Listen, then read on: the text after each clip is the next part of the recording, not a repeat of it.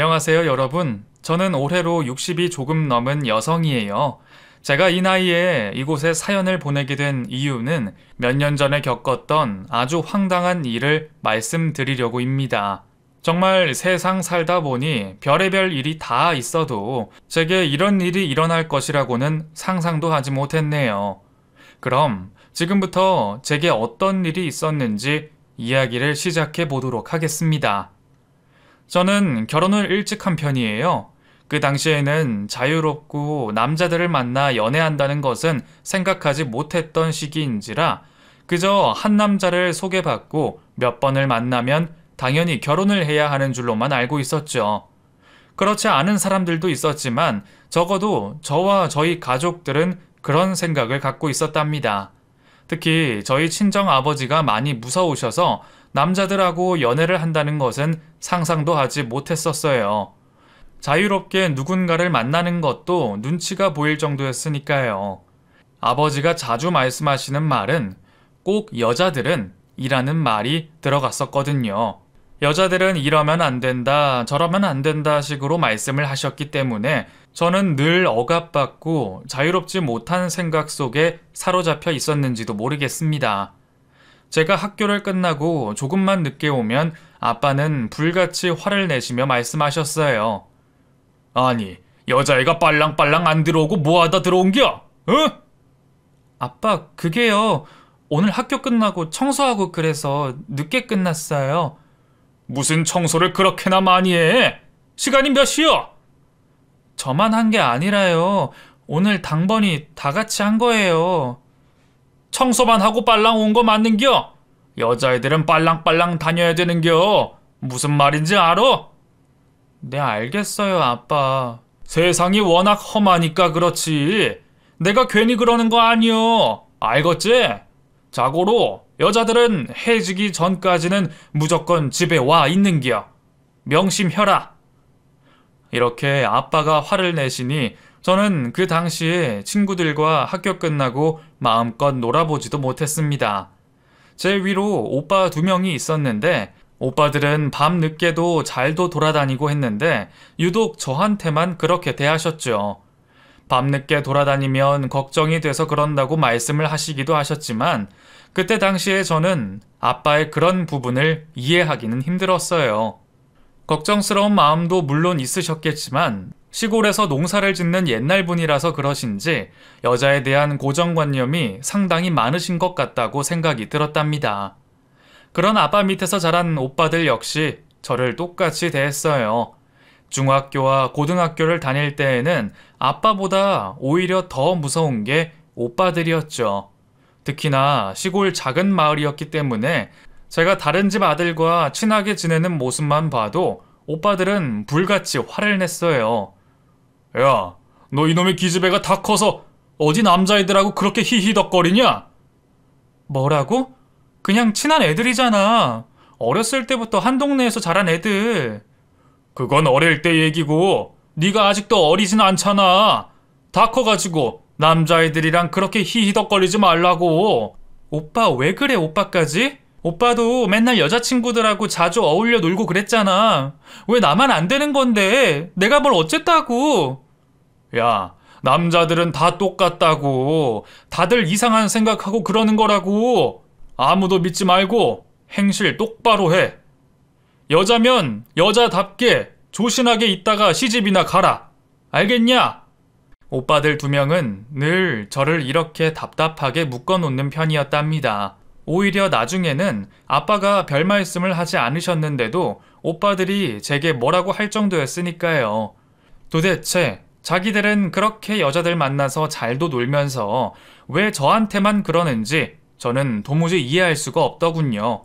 그런 집안 남자들과 함께 사는 엄마는 늘 농사 짓는 아빠와 함께 일을 하시고 집에 와서 밥을 짓고 빨래하고 집안일하고 청소까지 다 하셨어요. 저의 마음을 유일하게 알아주는 분이 엄마이셨지만 그 당시 엄마의 업무는 너무나 벅차고 많았기에 저와 한가하게 앉아서 이야기를 나눌 시간도 별로 없으셨죠. 그래도 간혹 엄마와 얘기를 나눌 때면 저는 아빠와 오빠들에 대한 불만을 토로했답니다. 엄마, 왜 아빠랑 오빠들은 맨날 나만 갖고 그래? 어디 나가지도 못하게 하고 맨날 일찍 들어오라고 하고 그리고 무슨 남자애들하고 좀 얘기만 하고 웃으면 난리가 난다니까? 도대체 왜 그러는 거야? 아빠랑 오빠들은 네가 걱정이 돼서 그러시는 거야. 세상이 하도 무섭고 그러니까 말이야. 여자들이 아무래도 밖에 나가면 약자가 되는 거라서 그러실 거야. 그래도 나는 여자랑 남자랑 별반 다를 게 없다고 생각하거든. 여자라고 무슨 밖에서 뭣도 못하게 하고 무조건 집에만 일찍 들어와 있어야 되는 건 아니잖아. 그러면 나중에 회사도 다니고 돈도 벌어야 하는데 그럴 땐 어떻게 하라는 거야? 일도 하지 말라는 거야? 엄마도 가끔은 아빠의 그런 생각 때문에 힘든 적도 있었는데 그냥 지금은 그러려니 하고 살아. 아마도 아빠가 생각하는 그런 생활 방식이 그러신 것 같아. 아빠는 네가 사회적으로 활동하지 않고 학교 졸업하고 집에 조신하게 있다가 결혼하셨으면 해. 애기 낳고 잘 키우면 그게 여자로서 최고의 행복이라고 느끼시는 분이니까. 엄마는 그럼 왜 애기 낳고 키우면서 아빠 농사 짓는 일도 다 도와주고 그래? 그럼 엄마도 똑같이 아빠랑 돈 버는 거잖아. 근데 왜 아빠는 집안일 안 하고 엄마만 집안일 다 하고 이상하잖아. 아빠 생각은 아무튼 이해가 안 돼. 오빠들도 다 똑같고 말이야. 난 그래서 아빠랑 오빠가 하는 말은 싫어, 다. 엄마는 한편으로는 제 얘기를 이해해 주면서도 다른 한편으로는 어느 정도 수긍을 하라고 하셨어요. 세상엔 어쩔 수 없는 것들도 있다고 하시면서요. 더군다나 한 집안의 가장이신 아빠의 말을 따르며 생활하는 것이 무엇보다 중요하다는 말씀도 하셨죠. 그렇지만 여자로서 엄마가 느꼈던 박탈감 같은 것이 있으셨기에 제가 그걸 똑같이 느끼는 것은 참 안타깝다고 하셨습니다. 그때 엄마는 정말 이러지도 저러지도 못하시는 입장이셨던 것 같아요. 엄마 역시 시골분이라서 사회적인 경험도 없으셨고 자신의 주장을 강하게 내비치는 일도 거의 없으셨기 때문에 자신이 그렇게 생각하지 않더라도 어쩔 수 없이 아빠의 의견을 따르셨답니다. 저는 그렇게 고등학교를 졸업한 후에는 아빠의 바람대로 집에만 있었어요. 엄마가 일하시는 밭일도 조금 도와드렸고 집에서 빨래, 설거지, 청소, 밥하기를 하면서 주부의 삶을 미리 연습해 볼 수 있었죠. 해도 해도 끝이 없는 이놈의 집안일은 그때부터 저를 힘들게 했습니다. 농사일을 많이 하지도 않는 저도 이렇게 힘든데 엄마는 오죽하시겠어요. 정말 엄마가 그 당시에 하셨을 고생을 생각하면 지금도 마음이 아플 정도랍니다. 그렇게 시간이 흘러가면서 저는 아빠가 소개를 시켜주는 사람을 만나게 됐어요. 고등학교를 졸업하고 딱 2년 후의 일이었으니까 22살이 막 되었을 때였네요. 다른 마을에 사는 누구 집 아들이라고 하시면서 공장에 다니는 성실한 남자니까 결혼을 하라고 딱 말씀을 하셨죠. 저기 저 건너 마을에 있는 집 아들이란다. 내가 여기 이장님 통해서 소개받은 사람이니께 확실할 거요. 너보다 7살 많다고 하는디 군대도 다녀오고 아주 다부지고 성실한가벼. 올해 안으로는 시집 가야지. 아빠, 무슨 시집이에요? 제가 아직 22살밖에 안 됐는걸요? 그리고 아직 만나보지도 않은 사람한테 무슨 시집 얘기를 해요? 난 아직 시집 갈 생각 없어요, 아빠. 아니, 다 큰 여자가 언제까지 이렇게 집에 있을겨? 남들이 이상하게 생각하는 거요. 자고로 여자는 나이가 차면 얼른 시집을 가야 하는 거요. 알어? 아빠, 나는 취직해서 일도 하고 싶고 돈도 벌고 싶어요. 그리고 연애도 해보고 싶고 하고 싶은 게 많다고요. 벌써부터 그냥 결혼을 하는 건 너무 말이 안 되잖아요. 어허, 아니 네 애미가 어떻게 가르쳤기에 다 큰 기집애가 그런 말을 하는겨? 아주 이게 큰일 날 소리 하고 있네. 어디 여자가 이놈 저놈 만나면서 몸을 함부로 굴려? 일은 무슨 일이여? 아빠 말대로 이놈 만나서 얼른 올해 안으로 날 잡을 생각이나 혀. 아빠의 말에 저는 하늘이 노래지는 것 같았습니다. 절대로 그 남자를 소개받지 않는다고 약속 장소에도 나가지 않고 버티고 있다가 아빠의 불호령이 떨어졌고 정말 소가 도살장에 끌려가듯이 그렇게 저는 약속 장소에 나가게 됐어요. 그 남자의 첫인상은 그냥 아무 느낌이 없었습니다. 평소에 제가 꿈꾸던 이상형은 키도 크고 피부도 하얀 시골 느낌이 나지 않는 남자였는데 그 남자는 한눈에 딱 보기에도 그저 시골 스타일의 남자였어요. 까무잡잡한 피부에 짙은 사투리, 거기에 촌스러운 옷차림까지 말이죠. 하긴 작은 시골 건넌 마을에 사는 남자에게 세련된 스타일을 원하는 건 제가 잘못된 것이겠지만요. 안녕하셔요. 저 듣던 대로 정말 미인이세요. 아, 네. 감사합니다. 그쪽도 정말 인상 좋으세요. 일부러 옷도 별로 신경 쓰지 않고 평소대로 화장도 거의 하지 않은 상태로 나갔는데 그런 제게 미인이라고 말해주는 그 남자는 이어서 말을 했어요. 저 이런 말씀 드리면 어찌 들릴지 모르겠지만요. 저 이래봬도 성실하고 부지런하고 해서 일하는 데서도 좋아하고 그래요. 열심히 돈도 모았고 말이에요. 아주 부자는 아니지만서도 그래도 자식 낳고 사는데 큰 힘이 들지 않게는 할 수 있어요. 네? 그런 말씀을 왜 저한테? 그게요. 저도 그쪽 소개받으면서 결혼 생각하고 나온 거거든요. 저도 성격이 이 사람 저 사람 만나면서 따지고 재고 하는 거 딱 질색하는 스타일인지라요. 그냥 나는 빨리 결혼도 하고 싶고 해서 그쪽이랑요. 저랑요? 저는 아직 결혼 생각도 없고 일도 하고 그러고 싶어요. 사실 이 자리도 아빠 때문에 겨우겨우 나온 거예요. 죄송해요. 어쩌죠? 빨리 결혼하고 싶으시면 다른 사람을 알아보셔야 할 것 같은데요. 괜찮아요. 저는 그쪽도 저를 좋아하게 될 거라고 생각해요. 사람의 마음은 통하는 법이니까요.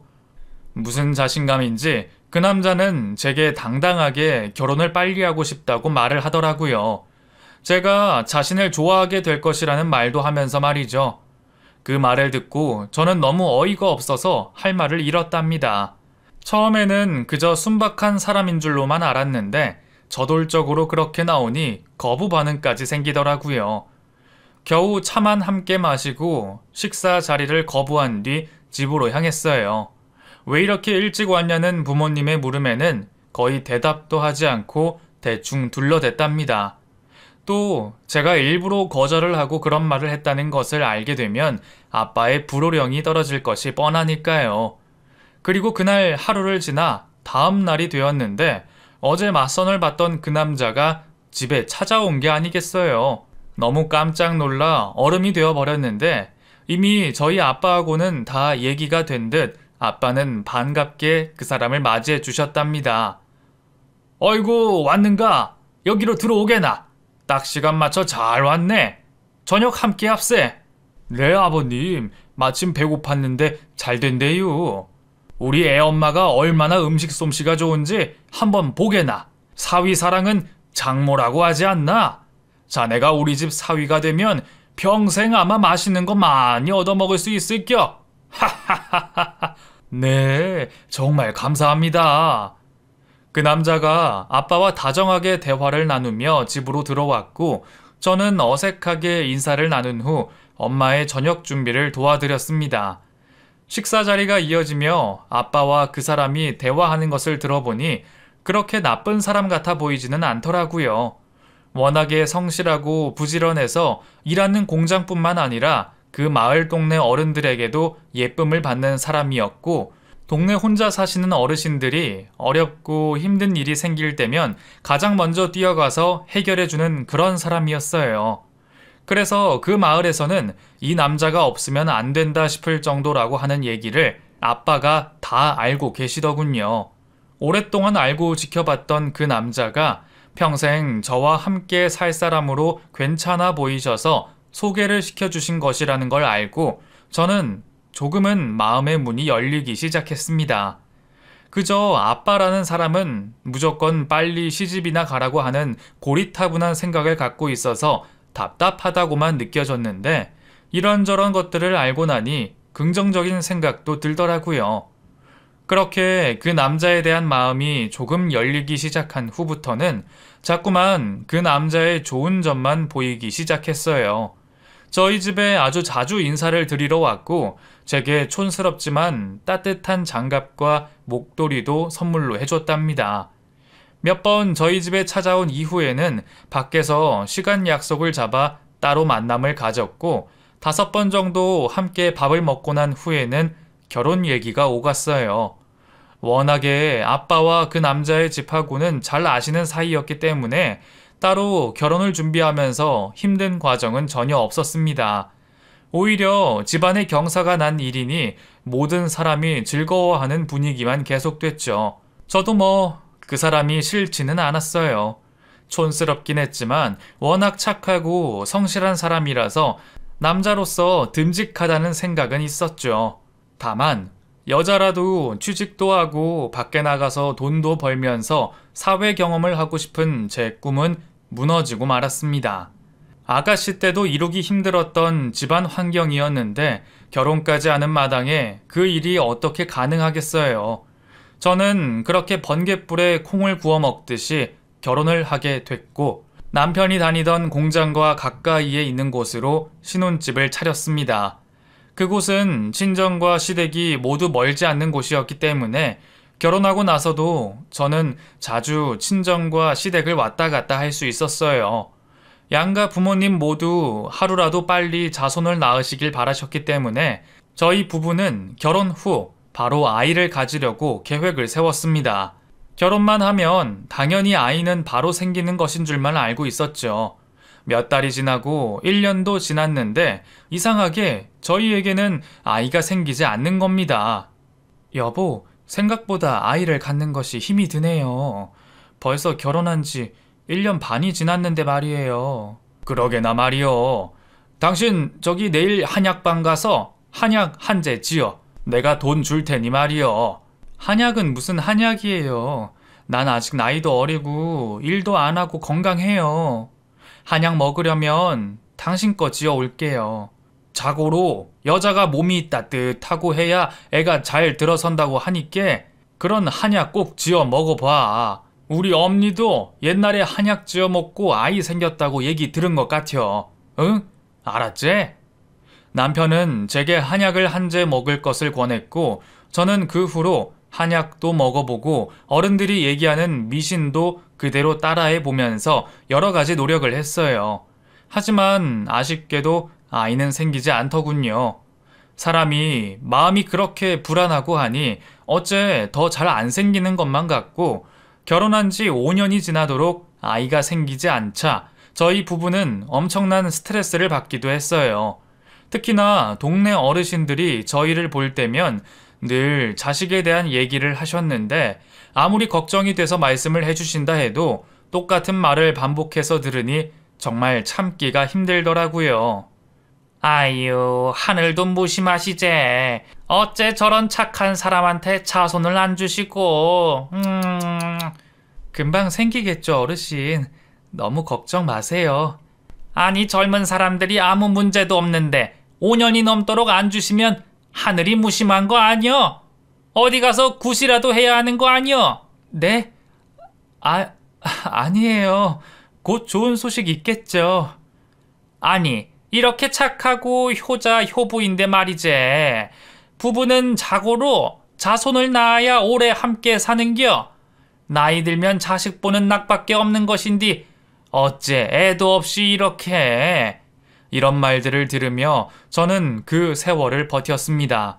걱정돼서 하시는 말씀에 화를 낼 수도 없고 그저 가만히 듣고 있을 수밖에 없었죠.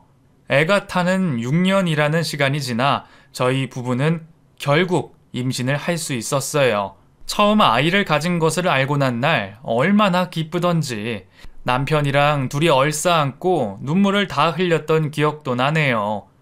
평생 이보다 더 행복한 일은 없을 것 같다는 생각까지 하면서 말이죠.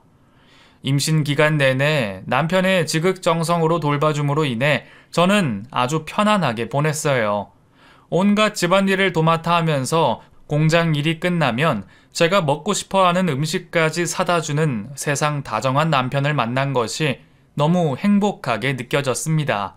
떡하니 아들을 낳은지라 동네방네 잔치를 벌이셨고 양가 부모님과 저희 부부는 온 세상을 얻은 것처럼 행복감을 느꼈어요. 어렵고 귀하게 얻은 아들을 정말 저는 방바닥에 눕히지도 않고 손에 안고 키웠답니다. 첫 아이라 그런 것도 있었지만 너무나 소중하게 얻었기에 울거나 떼를 써도 모든 것이 다 예뻐 보이기만 했어요. 남편을 쏙 빼닮은 외모에 아직 타지 않은 하얀 피부를 가진 아들은 세상 천사가 따로 없었어요.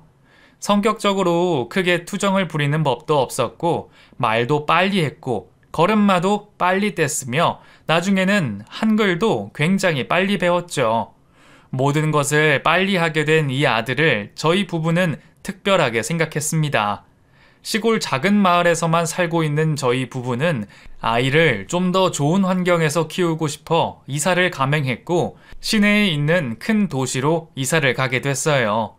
학교에서 반장도 했고 공부도 꽤 잘했던 아들은 그림 그리는 것을 좋아했었는데 가끔씩 그려오는 풍경화나 제 얼굴을 보면 정말 살아 숨쉬는 것 같은 느낌이 들기도 하더군요. 저희 부부는 더 이상 아이가 생기지 않아 형제가 없이 아들을 키웠지만 그래도 최대한 외롭지 않게 해주려고 최선을 다해서 키웠습니다. 시내 쪽으로 이사를 간 후에는 학원도 보냈고 친구들과 친해지라고 집에도 초대해서 생일 파티도 해주고 그랬죠. 제가 살았던 그 시대와는 너무 다르게 아이에게 전적으로 모든 것을 맞춰주며 키웠어요. 아들은 중학교를 졸업하고 고등학교에 다니면서 평생 미술을 하고 싶다는 의사를 밝혔고 저희 부부는 아들의 그런 꿈을 존중해 줬어요. 아들이 원하는 것은 무엇이든지 다 해주고 싶은 마음뿐이었으니까요. 조금 늦게 시작한 감은 있었지만 워낙에 어린 시절부터 혼자서 그림 그리는 것을 좋아해서 많이 그렸던 터라 미술학원 선생님도 매우 긍정적으로 말씀을 해주시더라고요. 어머님, 우리 도훈이가 남들보다 조금 늦게 시작하기는 했지만 그래도 소질도 있고 표현력도 좋은 편이라서요. 4년제 미술대학교에 진학은 할 수 있을 것 같아요. 그 후에는 어떻게 하느냐에 따라서 더 나은 미래로 도약할 수도 있는 거고요. 그저 어머님께서는 도훈이가 공부와 미술 둘 다 잘할 수 있도록 곁에서 많이 도와주세요. 어머나, 선생님 정말이요? 제가 워낙에 이쪽 분야는 잘 몰라서요. 아휴, 그저 감사합니다. 성적도 떨어지지 않도록 제가 최대한 신경 쓸게요. 선생님, 감사합니다. 너무 감사해요. 그저 저희 아들 잘 좀 부탁드려요. 아들은 미술학원 선생님을 잘 만난 덕에 더욱더 미술에 흥미를 갖고 공부하기 시작했고 타고난 감수성으로 표현력도 더더욱 상승해 나갔습니다. 3년을 열심히 공부한 끝에 4년제 미술대학교에 진학하게 됐고 군대도 다녀오고 무사히 졸업까지도 할 수 있었어요. 처음에는 미술로 유학을 가야 하는 것이 아닌가 하는 생각도 들었고 대학원을 진학해야 하는 것도 생각해봤지만 아들 녀석이 저희 집안 형편을 너무나 잘 아는지라 스스로가 거대한 꿈은 포기해버리고 말더라고요. 엄마, 저는 그저 아이들 가르치면서 소소하게 제 그림도 그리고 그렇게 사는 게 꿈이에요. 외국까지 나가서 공부도 하고 그러면 좋겠지만 저는 그렇게까지 하고 싶지는 않네요. 제가 도움받은 것처럼 어려운 아이들도 잘 가르치고 도움도 주고 싶어요. 아들, 능력 없는 엄마 아빠라 미안하구나. 그래도 엄마 아빠는 네가 원한다면 무리를 해서라도 유학 보내주고 싶어. 남들 다 간다는 대학원도 보내주고 싶고 우리 아들이 원하는 건 다 해주고 싶어. 혹시 우리 사정 때문에 그런 거라면 다시 한번 생각해봐. 응? 아니에요, 엄마. 오랜 생각 끝에 내린 결론이에요. 제가 좋아하는 일을 하면서 사는 게 무엇보다 가장 행복한 일 맞잖아요. 제가 욕심이 있고 꿈이 있었으면 진작에 말씀드렸을 거예요. 저는 지금 이대로가 좋아요. 선배가 운영하는 미술 학원에 선생님이 필요하다고 해서 벌써 다 얘기해 놨는걸요, 뭐. 아들은 그저 선배가 운영하는 미술 학원에서 강사로 일을 하고 싶다는 뜻을 내비쳤습니다. 대학교에 가보니 자신보다 훨씬 더 그림을 잘 그리는 친구들도 많아서 자신은 그런 친구들과 피 튀기는 경쟁은 하기 싫다고 했어요. 그저 자신이 가진 능력으로 아이들을 잘 가르쳐 보고 싶다는 꿈을 갖고 있었기에 저도 그 뜻을 존중해 줬습니다. 아들이 그렇게 결정을 내린 후 집과 조금 떨어진 미술학원에 취직을 하는 바람에 저희 부부는 아들을 위해 작은 전셋집 하나를 구해줬어요. 독립할 나이도 됐고 집과 너무 거리도 멀었고 했으니까요. 아들은 그곳에서 지내면서 선배를 따라 여러 미술 관련 협회의 일도 한다고 하더군요. 그곳에서 새로운 사람들도 만나게 됐고 자신이 평소에 좋아하던 그림을 그리는 화가님도 만날 수가 있었다며 흥분된 목소리로 얘기를 한 적도 있었어요. 아들의 선배는 서울에서 어린 시절부터 미술을 공부하면서 자랐기에 인맥이 상당히 넓었던 것 같아요. 저도 그런 선배와 함께 일을 하고 있는 아들의 앞날이 밝아질 것만 같아서 내심 기대도 많이 하고 있었습니다. 그로부터 8개월쯤 지났을까? 연락도 자주 하고 집에도 자주 내려오던 아들이 갑자기 연락이 뜸해지더군요. 워낙에 일이 바빠서 그렇겠거니 생각을 하고 있다가 딸랑 아들 하나만 바라보고 살다가 연락이 잘 안 와서 너무 허전한 마음에 저는 아들의 자취집에 찾아가 봤어요.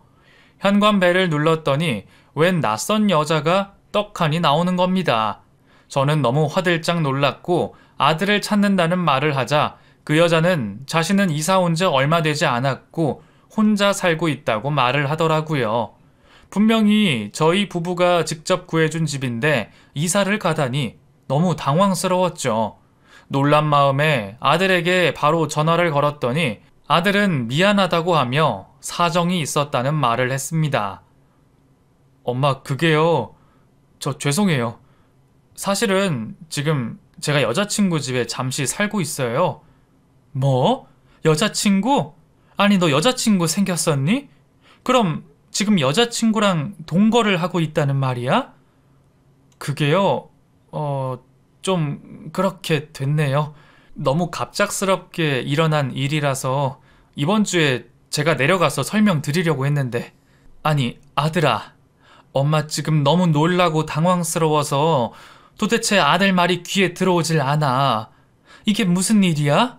생전 거짓말 한 번 안 하던 네가 이렇게 큰 일을 왜 엄마 아빠한테 말도 안 하고 상의도 없이 이런다니? 엄마, 죄송해요.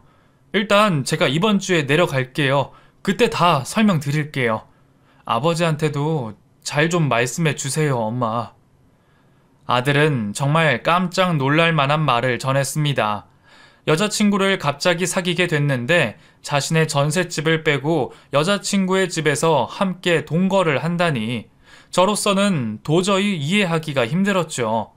생전 거짓말도 한 번 안 하고 숨기는 것 없이 착하게만 자라줬던 아들의 이런 모습에 너무나 놀랄 수밖에 없었어요. 이윽고 주말이 되어 아들이 집에 내려왔고 황당해하는 저와 남편에게 말했죠.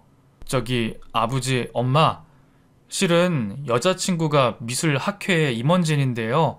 나이는 저보다 5살 위고 해외 유학파 출신의 집안 부모님도 미술계 쪽에 계세요. 작업실 겸 집으로 쓰고 있는 공간이 너무 넓기도 하고 남자 손이 좀 많이 필요한 공간이기도 해서 제가 도움을 주려고 들어가게 된 거예요. 미리 말씀 못 드려서 죄송해요. 아니, 뭐가 어쩌고 저째? 너보다 5살 위고 집에 남자 손이 많이 필요한 공간이라고? 너 그럼 그 집 가서 일을 하고 있다는 소리니? 아니, 집에서 남자 손 필요할 게 뭐가 있다고 그래? 그 집 당장 가보자. 어떤 집인지. 그리고 5살씩이나 많은 여자가 너를 집에 불러들이는 데에는 뭔가 이유가 있지 않겠어? 이 엄마 아버지는 궁금해서 안 되겠다. 당장 앞장 서거라. 아이, 그러지 마세요. 지금 여자친구가 작업하는 것 때문에 많이 예민해져 있는 상태라서 나중에 제가 기회 봐서 데리고 올게요. 저 좀 봐주세요. 아니, 아무리 그래도 그렇지, 이놈아. 그렇게 나이 많은 여자랑 같이 살고 있다는 게 예비는 도무지 이해가 안 된다. 도대체 네가 뭐가 어디가 아쉬워서 그런 여자를 만나는겨? 응? 저도 저지만 곁에 있던 남편 역시 당황한 기색을 감출 수 없었습니다. 왜 도대체 그런 여자를 만나게 됐는지, 그 여자는 어떤 사람인지 전혀 아무것도 모르는 상태라서 저희 부부는 소화가 되지 않는 더부룩함을 계속해서 갖고 있게 됐어요. 아들이 다녀간 후 며칠 동안 밥도 제대로 먹지 못할 만큼 속이 좋지 않았고, 급기야 저는 속병이 나서 병원에까지 갈 지경이 됐답니다. 도대체 제가 어떻게 귀하게 키운 아들인데 나이 많은 여자 집에 들어가 이곳저곳 남자 손이 필요한 부분을 일하고 있다고 하니 속이 상해도 너무 상하더라고요. 그 후로 저는 답답한 마음을 끌어안은 채 몇 달의 시간을 더 버텼고, 드디어 아들에게서 여자친구를 소개시켜준다는 말을 듣게 됐어요. 어떤 여자인지 하나부터 열까지 다 물어보고 따질 것이라는 생각을 갖고 약속 장소로 나갔는데, 저는 제대로 말도 몇 번 하지 못하고 오히려 식은땀만 닦고 있었지 뭡니까. 외국에서 오랜 유학 생활을 하고 왔다던 아들의 여자친구는 딱 보기에도 일반적인 여자랑은 느낌이 달랐어요. 매우 오픈된 옷차림을 비롯해 말을 하는 끝에 계속해서 영어로 얘기를 하면서 제가 하는 말을 잘 이해하지 못하겠다는 행동을 취하니 오히려 제가 더 당황할 수밖에요. 그리고 아주 당당하게 저와 남편을 향해서 말했습니다. 여기 도훈 씨, 제가 어떻게든 미술 쪽으로 훌륭한 사람 만들 거예요. 감성도 풍부하고 그림의 느낌도 좋은 편이라 이 친구는 미래가 충분히 밝아요. 다만 여태까지 그렇지 못한 환경에서 자라다 보니 마음껏 재능을 펼치지 못한 것 같네요. 그 부분이 너무 아쉬워서 제가 저희 집에 부른 거예요. 좀 더 이 사람이 가지고 있는 능력을 마음껏 펼치게 하기 위해서요. 제 작업하는 것도 보고 새로운 영감도 얻고 하는데 저희 집이 딱 좋거든요. 그렇군요. 아무래도 우리 아들이 시골 쪽에서 자라다 보니까 저희가 뒷받침을 못한 부분도 있긴 하네요. 그나저나 아가씨는 그럼 앞으로 내 아들과 어떻게 할 생각인 거예요? 어머나, 저희 혼인신고 마친 사이예요. 앞으로 어떻게 하다뇨? 법적으로 이미 부부라고요. 커플. 함께 살기 시작한 후부터 저희 그렇게 살아왔는걸요. 뭐라고요? 혼인신고? 아들, 이게 무슨 소리니? 혼인신고라니? 이미 아들과 여자친구는 혼인신고까지 마친 상황이라는 충격적인 말을 들었습니다. 아무리 개방적인 사고를 갖고 외국 생활을 많이 했다고 해도 그렇지, 이렇게 부모님의 상의도 없이 결혼도 하지 않은 상태로 같이 살고 혼인신고를 멋대로 했다는 사실에 경악을 금치 못했어요. 하지만 그 여자는 눈 하나 깜빡하지 않고 자신의 말을 계속해서 이어갔죠. 뭐 혼인신고가 나쁜 건 아니잖아요. 그저 단지 증명하는 증명서일 뿐이에요. 저희 부모님도 이런 부분에서 저한테 노터치 하시고요. 너무 이상하게 생각하지 마세요. 외국에서는 전혀 문제될 것이 없다고요. 저희 이미 성인이고 누군가한테 이런 걸 허락받는 건 이해하기 힘들어요. 두 눈을 똑바로 뜨고 자신의 의견을 또박또박 말하는 그녀를 보니 저와 남편은 오히려 아무 말도 할 수가 없었습니다. 그렇게 며느리와의 첫 만남은 끝이 났어요.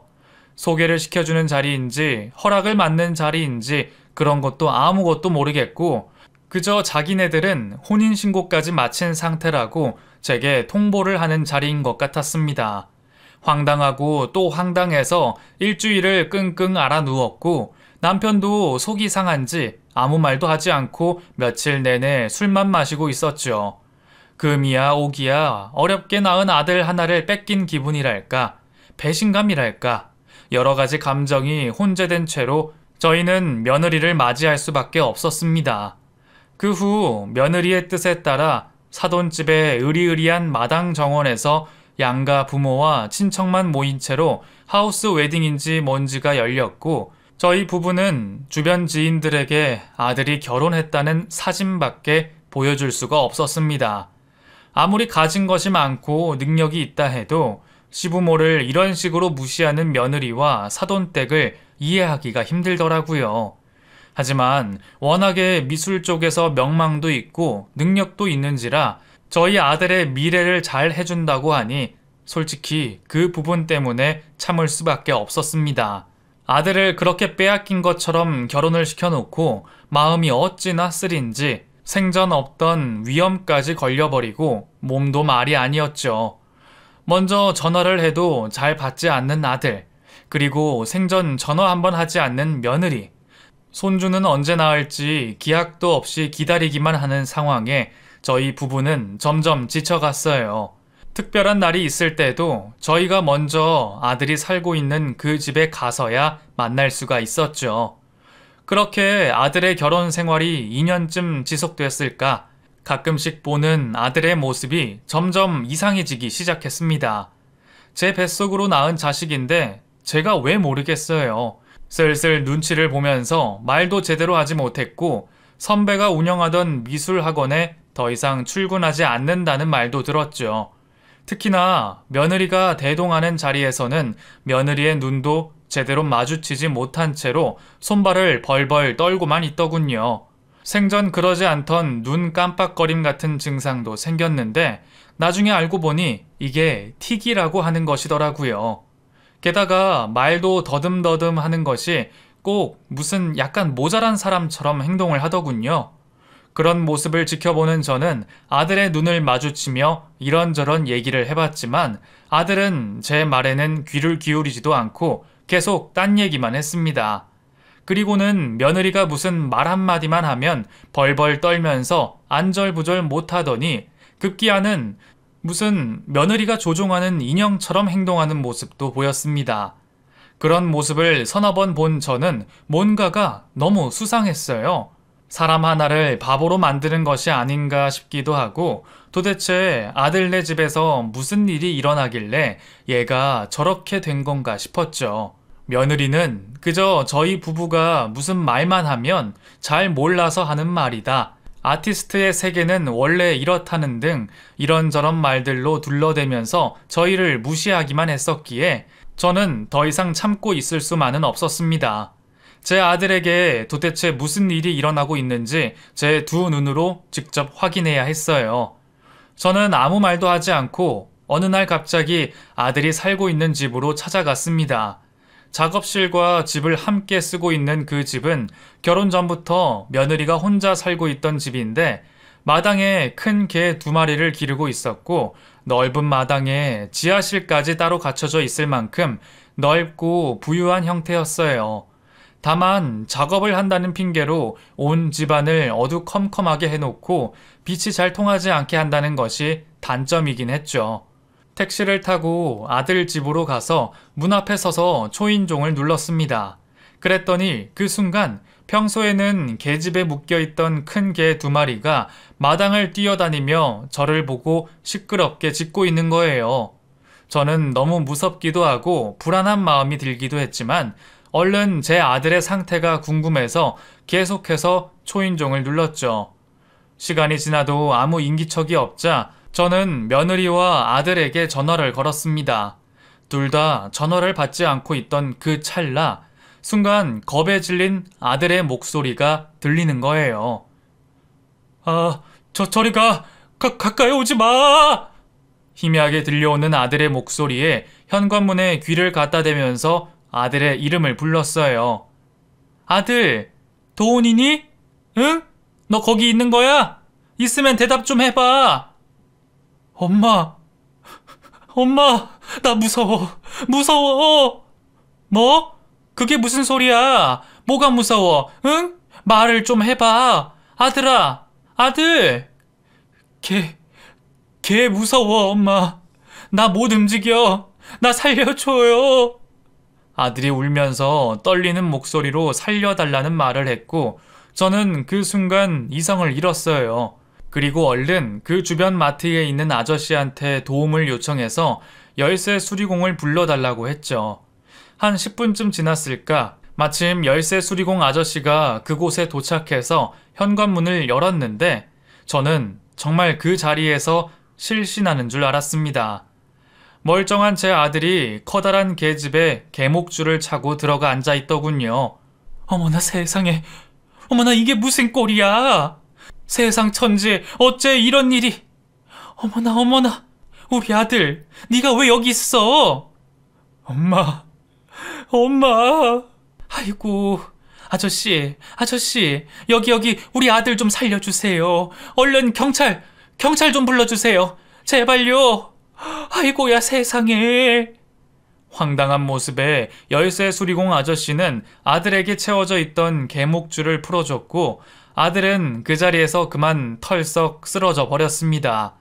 곧이어 응급차와 경찰들이 도착을 했고 이런 상황은 정말 처음 본다며 경찰들마저도 경악을 금치 못하더군요. 실신했던 아들은 그 자리에서 그만 소변까지 보고 말았고 다행히 병원에 가서 수액을 맞고 안정을 되찾은 후 깨어났습니다. 엄마 내 옆에 있지? 우리 아들. 그럼 엄마 아들 옆에 이렇게 있잖아. 죄송해요 엄마. 이런 못난 꼴 보여드려서요. 제가 어쩌다가 이렇게까지 됐는지 모르겠어요. 저는 제가 좀 특별한 사람이 될까 해서. 그래서. 알아 아들, 다 알아 네 마음. 그것이 아주 자기 명예랑 위치를 이용해서 너를 아주 가지고 놀았구만. 이 엄마는 아들이 말 안 해도 다 알아. 그게 부모 자식간이지. 정말 하나부터 열까지 모든 것을 다 제어하고 조종하고 밖에도 나가지 못하게 하는데 처음에는 이 정도까지는 아니었어요. 그냥 제가 좀 자기 마음에 안 들면 죽여버리겠다고 막 난리를 하도 피우니까 제가 맞춰주다가 언젠가부터는 미술학교에 있는 젊은 여자애랑 제가 바람이 났다고 하면서 저를 가둬놓고 막. 아니, 우리 아들이 그럴 사람 아니라는 건 지가 더 잘 알 텐데 어째 그런 짓을 한다니? 응? 장인 장모도 다 이쪽에 계시다 보니까 아무래도 저도 기대한 게 있었나 봐요, 엄마. 그러니 제가 그렇게 무서워하는 계집을 다 치우죠. 거기도 지저분하게 치운다고 하면서 저를 그곳에 가두고. 아들은 차마 말을 이어가지 못했습니다. 제가 갔던 그 당시에 아들은 계목줄을 차고 손발까지 묶인 채 계집에 있었으니까요. 며느리는 자신이 1박 2일로 자리를 비운 사이 제 아들이 어디 가서 딴 여자랑 만나고 돌아다닐까봐 계집에 묶어뒀다고 하더군요. 아들도 처음부터 그렇게 당하지는 않았나 봅니다. 처음에는 그저 장난식으로 시작됐고 나중에는 며느리가 나 죽는다 하며 온갖 소란을 다 부리며 경찰까지 출동할 정도가 되다 보니 어느 정도 자신이 포기하고 맞춰준 면도 있다고 해요. 물론 거기에 미술계 쪽의 권력도 무시하지 못하고요. 아들은 제게 명예 같은 것에는 욕심이 없고 그저 아이들을 가르치고 싶다는 말을 했었지만 아무리 그래도 자신에게 온 기회를 놓치고 싶은 사람은 없잖아요. 아들은 아내와 처갓집의 배경을 도움받아 화가로서의 도약을 하고 싶은 마음이 있었던 것 같아요. 물론 그 부분 때문에 아내에게 맞춰준 것이고요. 5살이나 많은 여자의 집에 들어가서 산다고 했을 때부터 제가 알아봤었어야 하는 건데 이제서야 알게 된 제 자신이 너무 한탄스러웠습니다. 그동안 아들이 얼마나 충격을 받았을지 상상만 해도 오금이 다 저리네요. 아들은 또 이어서 말을 했어요. 엄마, 얼른 집에 가서 CCTV 다 빼야 돼요. 거기 보면 다 증거가 녹화돼 있어요. 그거면 충분해요. 나 이제 정신 차렸어요. 이 여자 가만두지 않을 거예요. 나한테 그동안 했던 짓, 그리고 집안에 작업한답시고 다른 남자까지 끌어들여서 온갖 더러운 짓 한 거 다 그 안에 있을 거예요. 저 감시한다고 아무데도 못 가게 해놓고 집안 구석구석 CCTV를 다 달아놨거든요. 그래? 얼른 그럼 가보자. 얼른 가서 다 찾아보자꾸나. 아들과 저는 병원에서 나와 얼른 다시 집으로 향했고, 다행히도 CCTV의 녹화 영상을 모두 다 찾을 수 있었습니다. 아들은 그 증거를 가지고 경찰서로 향했는데, 경찰 조사를 받는 와중에 아들의 심각한 우울증 증세를 확인할 수 있었어요.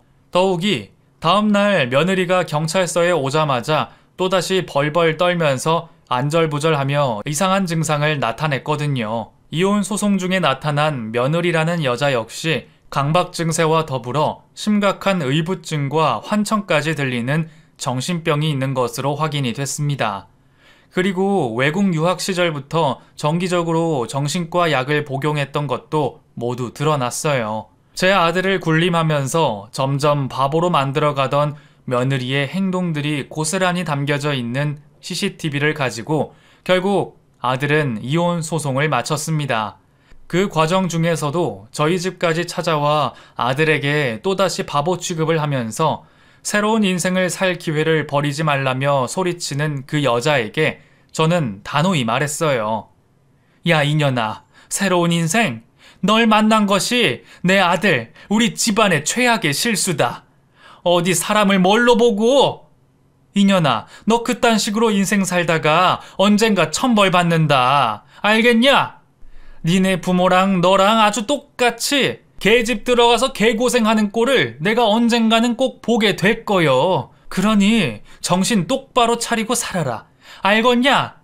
그렇게 아들은 그 여자의 소나기에서 벗어날 수 있었어요.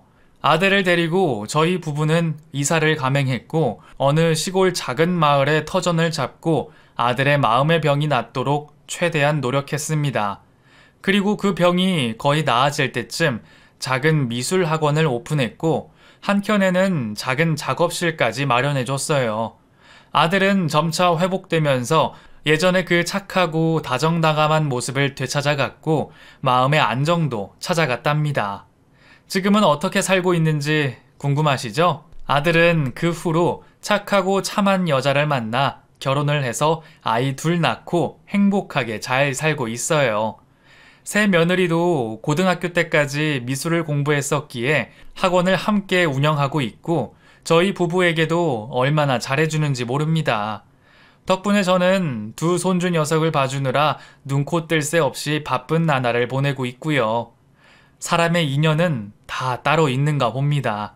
말도 안 되는 가슴 아픈 일을 겪고 세상이 끝난 것 같았지만 또 이렇게 그 일을 잘 겪고 나니 더 좋은 인생이 기다리고 있지 뭐예요. 저는 더 이상 바라는 것이 없어요. 그저 지금처럼 저희 가족 행복하고 건강하게 사는 것밖에는요. 후에 누굴 통해서 들은 얘기로는 이전 며느리가 정신병원에 입원하게 됐다는 말을 들었네요. 하긴 그때도 제정신이 아니었으니 병원에 입원할 만도 하죠.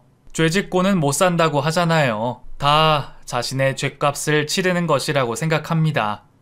제 사연은 여기까지예요. 긴 사연 들어주셔서 너무 감사드립니다.